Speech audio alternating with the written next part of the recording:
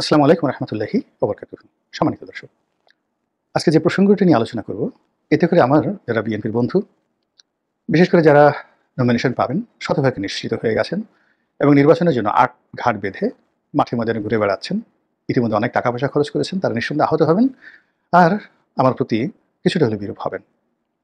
অন্যদিকে আমার যারা বন্ধু, যারা নমিনেশন পাবেন না, নমিনেশন দৌড়ে নেই, কিংবা তাদের অনেক যোগ্যতা থাকা সত্ত্বেও মনোনয়ন পাওয়ার কোনো সম্ভাবনা নেই।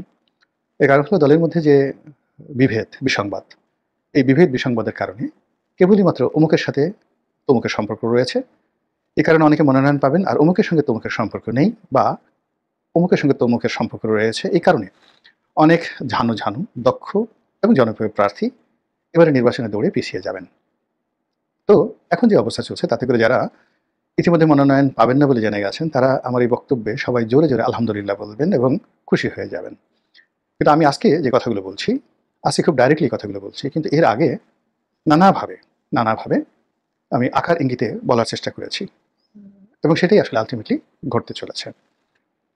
প্রথম কথাটা হলো যে এখন যে অবস্থা চলছে, সেই অবস্থাতে বিএনপির ক্ষমতায় আসার সম্ভাবনা 1%। সামনে নির্বাচন হলেই বিএনপি ক্ষমতায় আসবে, কিন্তু নির্বাচন হওয়াটা 99% অনিশ্চিত, আর নির্বাচন হওয়ার সম্ভাবনা 1%। দ্বিতীয়ত, যদি বিএনপি ক্ষমতায় আসে, সেক্ষেত্রে 6 মাস থেকে 1 বছর ক্ষমতায় থাকাটা তাদের জন্য 1% সম্ভাবনা, আর 6 মাস থেকে 1 বছরের আগেই ক্ষমতা থেকে পদচ্যুত হওয়ার সম্ভাবনা 99%। এটা আমার কাছে ব্যক্তিগতভাবে মনে হচ্ছে, আল্লাহ মাফ করুক, মানে হয় কি, মানুষের যে চিন্তা এবং চেতনা, বা আমি যে কথাগুলো বলছি, সেই কথাগুলো কিভাবে আসে আমার মস্তিষ্ক থেকে, আমার মন থেকে, আমার চিন্তা চেতনা থেকে, আমার অভিজ্ঞতা থেকে, আমার লেখাপড়া থেকে, আমার দৃষ্টিভঙ্গি থেকে, সব মিলিয়ে যখনই আমি কোনো বিষয়টা চিন্তা করি বা একটা হেডলাইন তৈরি করি, অটোমেটিক্যালি মানুষের যে গঠন প্রণালী, তার মস্তিষ্ক, তার মন, তার হৃদয়, তার পারিপার্শ্বিক অবস্থা আল্লাহ যেভাবে তৈরি করেছেন, সব মিলিয়ে এই কথাগুলো কালাম, কথার আরবি শব্দ হলো কালাম। কখনো কাউকে দার্শনিক বানান, কখনো কাউকে বুদ্ধিজীবী বানান, কখনো কাউকে বদমাশ বানান। আমার অবস্থান নিয়তে কী রেখেছে আল্লাহ রাব্বুল আলামিন আমি জানি না, কিন্তু আমি বলে যাচ্ছি আমার মতো করে। এবং আজকের দিন পর্যন্ত, আমার এই জীবনে আজকের এই দিন পর্যন্ত মোটামুটি একজন মানুষ এই জীবনে বাংলাদেশের প্রেক্ষাপটে দুটো ডাল ভাত খেয়ে যতটা সম্ভব ভালো থাকা সম্ভব, আল্লাহ আমাকে ঠিক সেই পর্যায়ে রেখেছে। আফসোস করার মতো, রিগ্রেট করার মতো, অসন্তুষ্টি প্রকাশ করার মতো আমার জীবনে একটা সিঙ্গেল ঘটনা নেই। তো সেই দিক থেকে আপনারা যারা সমালোচনা করবেন, আপনারা যারা দ্বিমত পোষণ করবেন, অবশ্যই আপনাদের স্বাধীনতা আছে, কিন্তু প্লিজ বি কাইন্ড। আপনারা বোঝার চেষ্টা করুন যে আমি সারা জীবন যে পড়াশোনা করেছি, বিশ্ববিদ্যালয় থেকে শুরু করে দেশে, দেশের বাইরে যেখানে পড়াশোনা করেছি, ক্লাসের শিক্ষক থেকে আমার যারা শিক্ষার্থী বা সহপাঠী, বন্ধু এবং বান্ধবী ছিলেন, যদি ক্লাসে ১, ২, ৩ জন ভালো ছাত্র, সেই একেবারে প্রথম থেকে শেষ পর্যন্ত তারা মনে করতেন কাউকে, তাদের মধ্যে আমি অবশ্যই সবসময় ছিলাম। এরপরে কর্মজীবনের সফলতা যদি চিন্তা করেন, আমার যে বয়স, আমার যে বন্ধু-বান্ধব, আমার এই জেনারেশনে কাউকে আপনি খুঁজে পাবেন না বাংলাদেশে যারা বলবে যে আমরা গোলাম মোল্লা রনির চাইতে অর্থনৈতিকভাবে, সামাজিকভাবে, রাজনৈতিকভাবে, তারপরে লেখালেখিতে, ইভেন এই যে এখন টকশো করছি, টকশোতে, এই যে এখন ইউটিউব করছি, ইউটিউবিংয়ে আমরা তার চেয়ে এগিয়ে আছি, বা তিনি যে সমস্ত কথাবার্তা বলেন, ইট ইজ অটলেস ভ্যালুলেস, আপনি পাবেন না। তো কাজেই যেখানে এই একটা সামাজিক অবস্থান থেকে একজন মানুষ এভাবে কথাবার্তা বলে, এটা মনোযোগ সহকারে শুনুন, এরপর আপনি লিখে রাখুন। ঘটতেও পারে, নাও ঘটতে পারে, কিন্তু এটাকে ইগনোর করবেন না। ইগনোর করতে গেলে আপনার জীবনের একবার যদি আপনি যেকোনো একটা বিষয় ইগনোর করেন, তাহলে দেখা গেল আপনার জীবনের অনেক গুরুত্বপূর্ণ বিষয় আপনার সামনে আসবে, ওই অভ্যাসের কারণে আপনি ইগনোর করতে শিখে যাবেন। শেখ হাসিনাকে উদ্দেশ্য করে সে ২০১২ সন থেকে ক্রমাগতভাবে আমি যে কথাগুলো বলেছি, বিশ্বাস করেন প্রতিটি ঘটনা তার জীবনে ঘটেছে। যে সকল আওয়ামী লীগের নেতাদের সম্পর্কে যে সকল কথাবার্তা বলেছি, সব ঘটনাগুলো ঘটেছে। আবার গত ১ বছর ধরে বিএনপি সম্পর্কে যে সকল কথাবার্তা বলেছি, সব ঘটনাগুলো ঘটে গেছে ইতিমধ্যে, এবং বাকিগুলো আরও ঘটবে। একে একে বলি। বিএনপি ক্ষমতায় আসছে না, কেন আসছে না?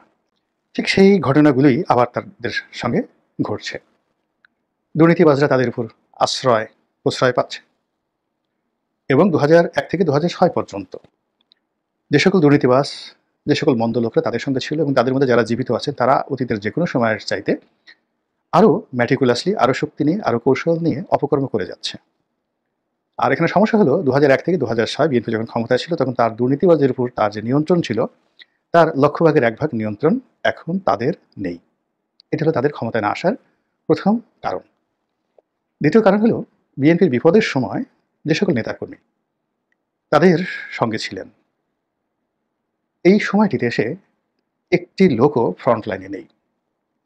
এবং ফ্রন্ট লাইনে যাদেরকে আনা হয়েছে, শিক্ষা, দীক্ষা, যোগ্যতা, কন্ট্রিবিউশন, দলের প্রতি যে তাদের ভূমিকা, সেই দিক থেকে যারা বিএনপির দুঃসময় ছিলেন তাদের তুলনায় এখন যারা সুসময়ে মধুমক্ষিকা রূপে সামনে চলে এসেছেন তাদের তুলনায় চলে না। দ্বিতীয়ত, বিএনপির খুব দুঃসময়গুলোতেও যাদের বিরুদ্ধে কোনো বদনাম হয়নি, যেমন ধরুন মির্জা ফখরুল সাহেব কিংবা গয়েশ্বর বাবু কিংবা ধরুন সেই যাকে বলা ডক্টর মঈন খান, আপনি দেখুন তো যে 2006 থেকে এই পর্যন্ত তাদের বিরুদ্ধে কটা বদনাম হয়েছে। এক। 2 নম্বর হলো যে এই গত 14 মাসে এই 3 জন লোক, আমি বললাম এই 3 জন লোক কয় জায়গায় গিয়েছেন, কয়জনকে টেলিফোন করেছেন এবং কয় টাকা ঘুষ নিয়েছেন, এবং এদের সঙ্গে কেন এস আলমের বা এদের সঙ্গে কেন এই সামির গ্রুপ, এদের সঙ্গে কেন বসুন্ধরা গ্রুপের খাতির হয় না, বদনাম হয় না, বলেন। এই 3 জন লোক সম্পর্কে আমি বললাম। আবার সালাউদ্দিন সাহেব এখন একেবারে ফ্রন্ট লাইনে আছেন, তার যোগ্যতা নিয়ে, তার স্মার্টনেস নিয়ে, তার শিক্ষার দিক থেকে আমার কোনো প্রশ্ন নেই। কিন্তু কেন চিংড়ি ঘেরে নিয়ে, কক্সবাজারে জায়গা জমি দখল করা নিয়ে, সেখানকার গরু চোরাচালানি থেকে শুরু করে যত মন্দ কাজ আছে সব কাজে কেন সালাউদ্দিন সাহেবের নাম আসবে? ওখানে তো আর একজন বিএনপি নেতা আছেন খুব নামকরা, কাজল সাহেব। তার বাবাও ধনী ব্যক্তি ছিলেন, আমার সঙ্গে সংসদ সদস্য ছিলেন। কই কাজলের নাম তো আসছে না। তো যেখানে কাজলের নাম আসছে না সেখানে সালাউদ্দিন সাহেবের নাম তো একেবারে আসা উচিত না, বিকজ কাজল তো কক্সবাজারের একদম প্রপারের সান অফ দ্য সয়েল। আর সালাউদ্দিন সাহেব মূলধারা রাজনীতি থেকে বহুদিন, তার একমাত্র যোগ্যতা হলো যে তিনি বেগম জিয়ার এপিএস এর খুবই বিশ্বাসভাজন। এর বাড়িতে তার কোনো যোগ্যতা নেই। তো এই অল্প সময়ের মধ্যে আসার সঙ্গে সঙ্গে কেন দুনিয়ার কোনো গাড়ি বাদ দিয়ে তার কাছে কেন এসএলএমের গাড়ি গেল? এসএলএমের গাড়ি তো আমার কাছে আসতে পারতো, কেন আমার কাছে এসএলএমের গাড়ি আসলো না?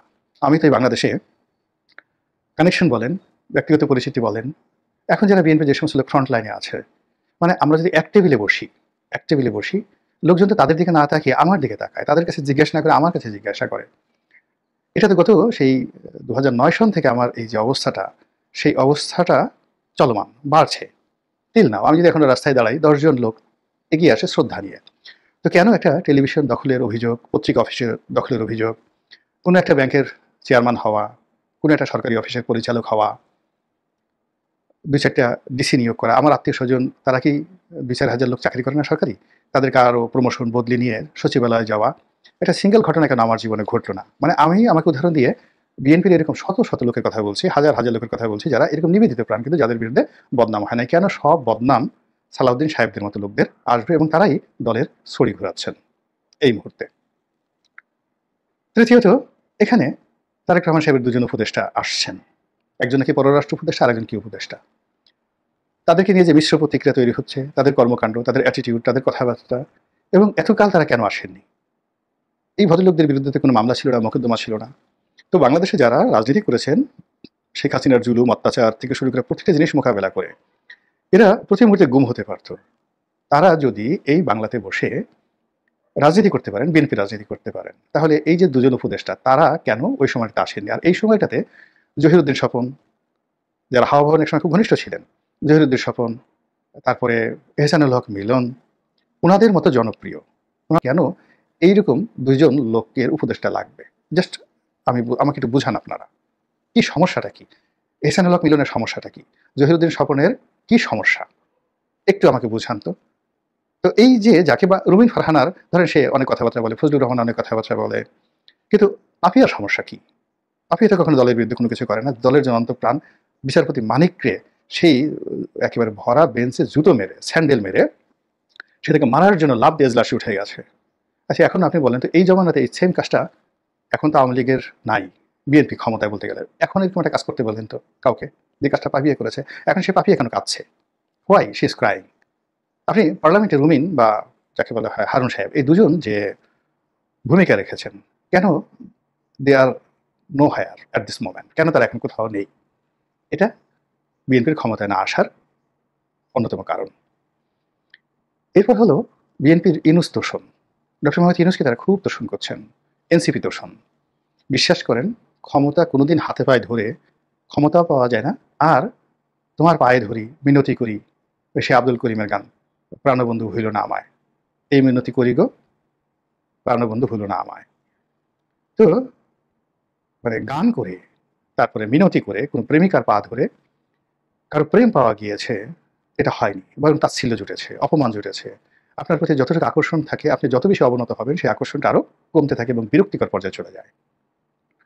মিনতি করে কখনো প্রেম হয় না। আবার একইভাবে মিনতি করে, রাজামশাই আমাকে আপনার মন্ত্রী বানান, রাজামশাই আমাকে আপনার সেনাপতি বানান। আরে রাজামশাইকে মন্ত্রণা দেওয়ার যোগ্যতা থাকতে হবে, এবং রাজা যদি বুদ্ধিমান হয় তাহলে সে ওইরকম মন্ত্রী খুঁজবে যে মন্ত্রী প্রতিদিন তাকে বিষ খাওয়াবে, এবং বিষ খাইয়ে তাকে এমনভাবে করবে চাণক্যের মতো, যেন গোখরা সাঁতারকে কামড় দিলেও কখনো তার মৃত্যু না হয়। এরকম মন্ত্রী দরকার, চাণক্যের মতো মন্ত্রী দরকার, ম্যাকিয়াভেলির মতো মন্ত্রী দরকার। এটা দয়া মায়া করে আপনার জুতাটা আমি খুব সুন্দর করে পালিশ করে দেবো।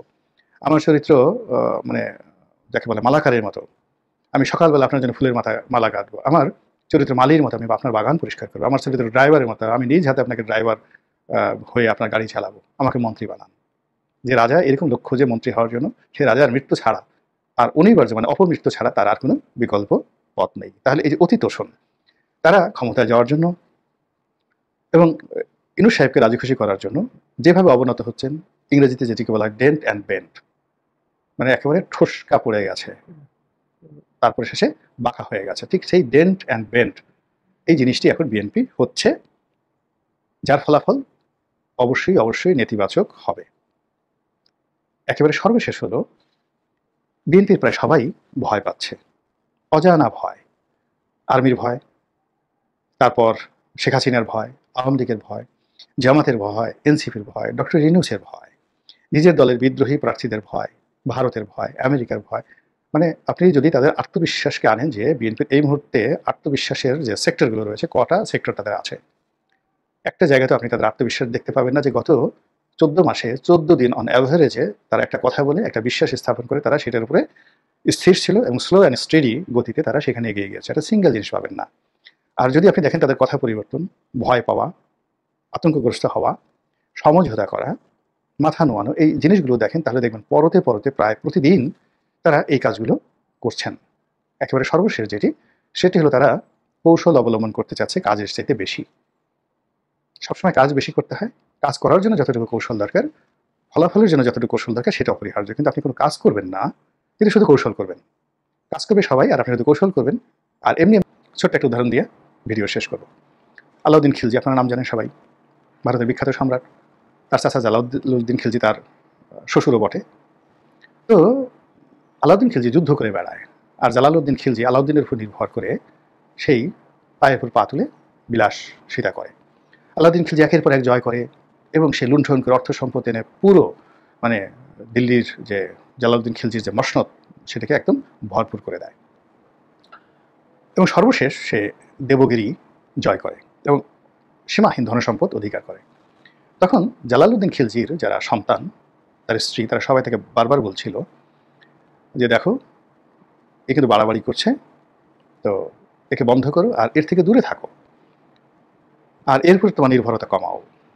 কেননা সে 10 টাকা চুরি করছে, তোমাকে 2 টাকা দিচ্ছে, 8 টাকা সে মেরে দিচ্ছে, এই 8 টাকা তোমার বিরুদ্ধে ব্যবহার করার জন্য। তো তিনি উত্তর দিয়েছিলেন যে দেখো, যুদ্ধের ময়দানে আলাউদ্দিন তলোয়ার চালায়, আর তার তলোয়ার দ্বারা যেটা অর্জিত হয়, আমি এখানে বসে বসে মুখ চালাচ্ছি, কথা বলছি, আর এই মুখে খাবার খাচ্ছি। তো কাজেই আলাউদ্দিন সম্পর্কে কোনো কথাবার্তা বলবো না। ইতিহাস সাক্ষী, তিনি এই কথা যখন বললেন, উইদিন 6 মান্থ সেই আলাউদ্দিনের হাতেই তার মৃত্যু হয়েছিল। এই হলো বাস্তবতা। তো কাজেই গুলিস্তানে চাঁদা উঠবে, টেকনাফে চাঁদা উঠবে, উখিয়াতে চাঁদা উঠবে, চকরিয়াতে চাঁদা উঠবে, চট্টগ্রামে চাঁদা উঠবে, কারণ বাজারে চাঁদা উঠবে।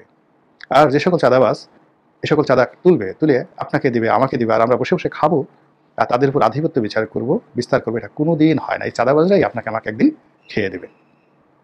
আল্লাহ আপনাদের সবাইকে আমাকে সহ হেদায়েত দান করুন। আসসালামু আলাইকুম ওয়া রাহমাতুল্লাহি ওয়া বারাকাতুহু।